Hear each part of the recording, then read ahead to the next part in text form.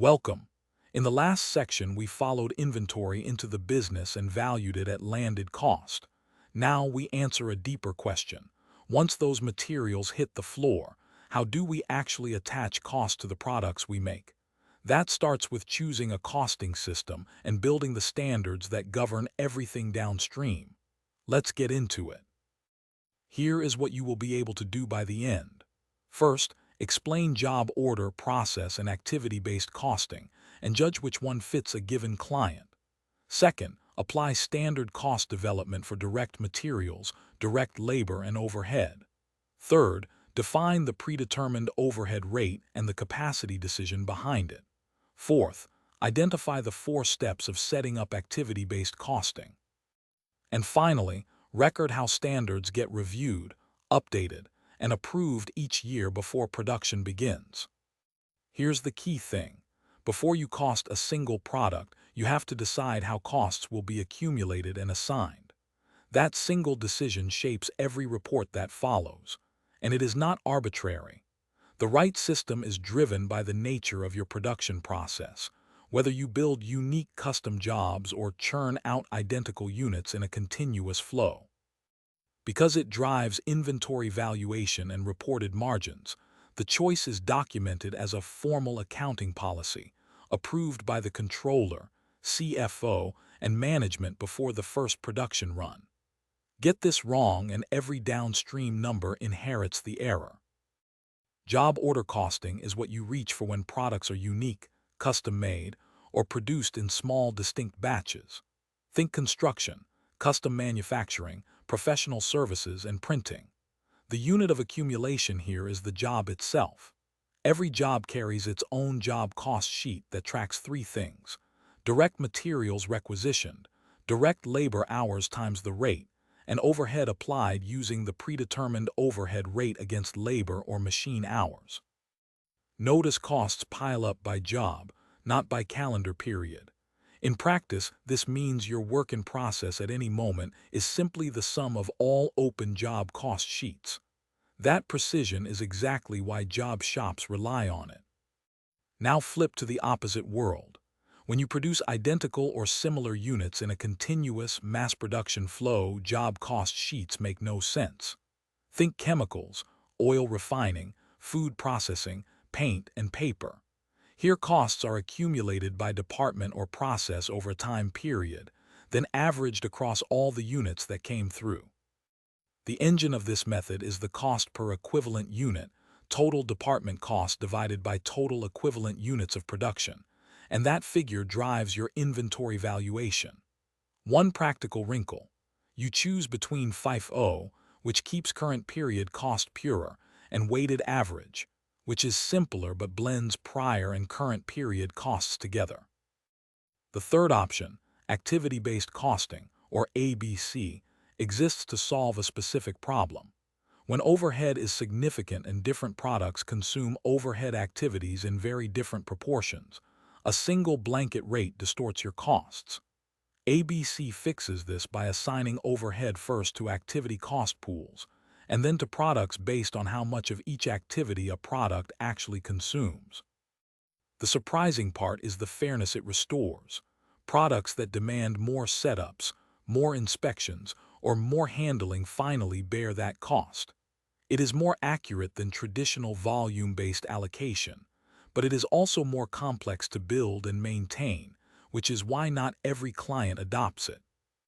Let's put all 3 on one bench, because as an advisor you must understand each to judge a client's cost accounting adequacy.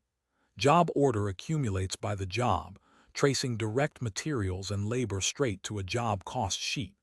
Process accumulates by department per period, averaging cost over equivalent units.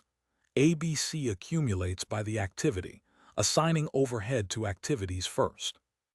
Here is the distortion to watch for. If products are diverse but a single predetermined overhead rate is used, high-volume simple products end up subsidizing low-volume complex ones. That hidden cross-subsidy is precisely the gap ABC was designed to close. With the system chosen, we build the standards. A standard cost is a predetermined cost per unit, representing what costs should be under efficient operating conditions. Why does this matter so much? Because standards are the foundation of budget comparison, variance analysis, and inventory valuation in a standard cost system. They are the yardstick everything else is measured against. A standard cost card has three components: standard direct materials, standard direct labor, and standard overhead.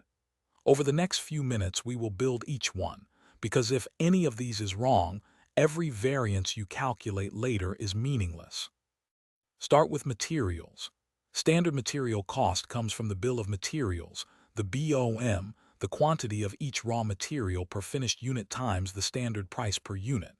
That standard price is typically the expected purchase price for the coming year, drawn from supplier quotes and market data. Labor works in parallel. Standard hours per unit times the standard labor rate per hour. Where do standard hours come from?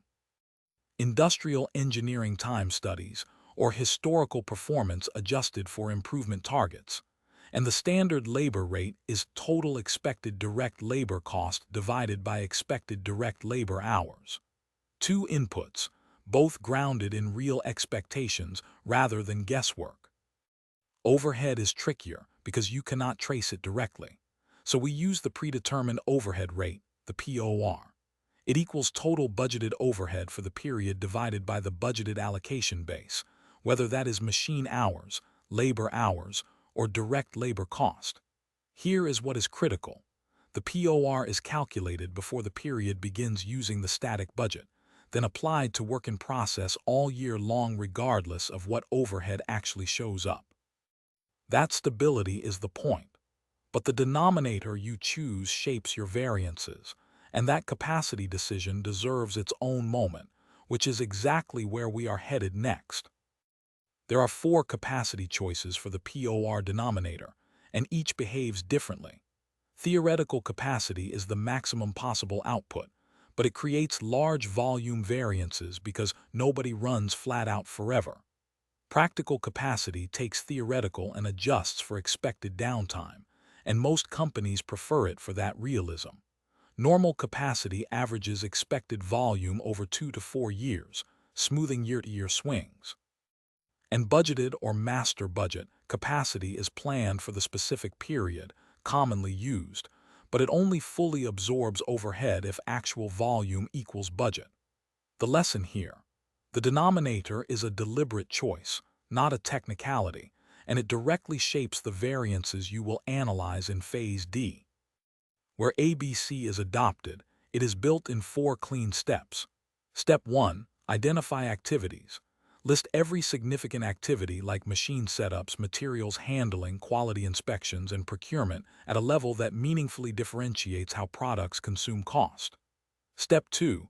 Assign overhead to activity cost pools, grouping costs by the activity that drives them: a setup pool, an inspection pool, a handling pool. Step 3. Identify cost drivers, the factor that causes each activity's cost to change, and it must have a genuine cause-and-effect relationship. Step 4. Calculate the activity rate, pool cost divided by total driver quantity, then assign cost to each product by its driver consumption. A product with frequent small batch setups rightly bears more overhead. Standards are not set once and forgotten. They must be reviewed and updated at least annually before the new production year begins. Here's why that matters so much. If input costs, labor rates, or efficiencies have changed and you don't update, your variances simply balloon, and they become meaningless because they reflect an outdated standard rather than real performance. The update walks through it methodically. Review prior year material prices and labor against standard. Recalculate the POR on the new budget. Update the BOM for engineering changes, and rebuild every cost card. Then assess the financial impact, and the finance director and CFO approve the updated standards before they are loaded. Importantly, a change in standard cost is a change in accounting estimate, applied prospectively. Prior periods are not restated, though a material impact should be disclosed. Let's pull it together. The costing system, job order process or ABC, is chosen by the nature of production and locked in as accounting policy.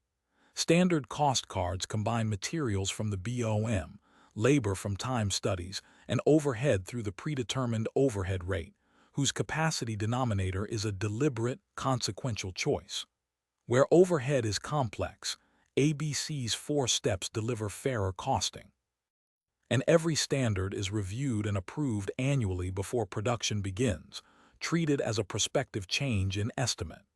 With these standards in place, you are ready for what comes next, watching costs actually accumulate in work in process during production. Thank you for completing this section on costing system setup and standard costs.